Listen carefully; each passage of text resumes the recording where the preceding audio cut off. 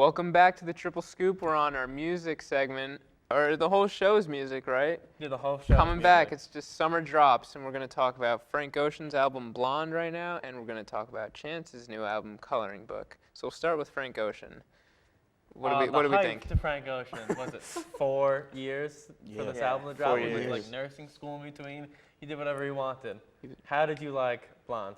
Man, that album was so unbelievable. Like, a whole bunch of songs in there I like. There's probably only 2 songs I would skip out of the whole track. Like, I would just listen to it.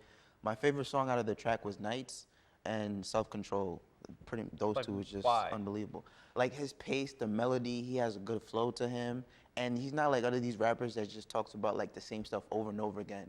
Like these new rappers like Designer, you can't even understand what he's saying half the time. So that's the best part about this. Yeah, that's another blah, time. blah, blah. I'm just like, what are you saying, dude? But Frank Ocean, like he puts his emotions and feelings into his songs, and you can relate to him. You know, he talks about heartbreak, he talks about his past life, he talks about what he's been up through growing up. He just talks about everything, and he puts it all in his songs, and you could just you could relate to it. So for you, it was worth the 4 years.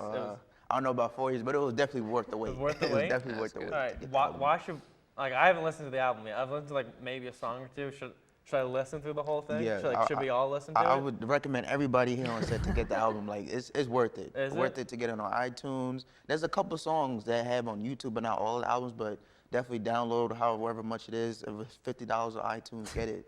It's Wow. really worth Really? it. $50? The hype, listen, the hype for that man is real. The hype is real. Like, I mean, I've barely listened to any of it, but from what I've heard, it sounds very interesting that it's using all like new technologies and new sounds, but it has a very old style R&B feel to it, which I think is a nice like paradox there. So that would make me want to listen to it more.